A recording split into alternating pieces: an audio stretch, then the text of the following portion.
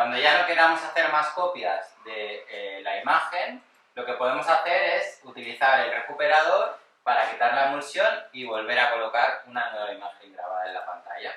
Lo que vamos a hacer es, bueno, primero de todo, giráis la ruedecita esta, ¿vale? Para que salga el líquido, y vamos a rociar toda la superficie.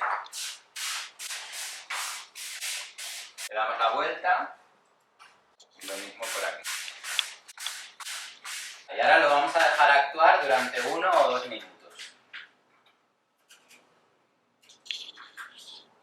Es muy importante que hayáis quitado cualquier resto de tinta antes de empezar a recuperar la pantalla.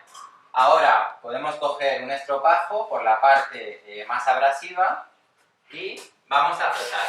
Y veis que enseguida la emulsión se desprende. Frotamos por los dos lados.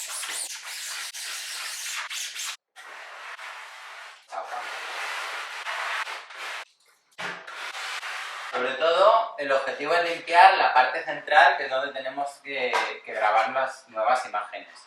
Con esto veis que es suficiente. Si vieseis que todavía queda restos de emulsión, repetimos la operación todas las veces que haga falta.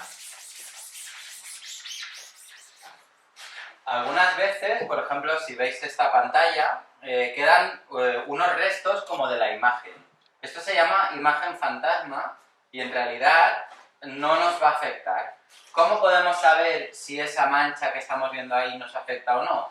Muy sencillo, lo miramos a la luz y si al mirarlo a la luz desaparece la imagen, es decir, que no hay nada que obstruya la malla, podemos seguir utilizando esta pantalla sin ninguna dificultad. Si vemos que hay pintura que está obstruyendo la malla, entonces tenemos que seguir limpiando o usar, por ejemplo, un desengrasante o un lavavajillas, algo así. ¿Vale? Esto también se lo podéis hacer a la pantalla una vez limpia, añadir pues eso, un poco de lavavajillas o algún desengrasante para quitarle los restos de grasa y que luego el emulsionado funcione mucho mejor.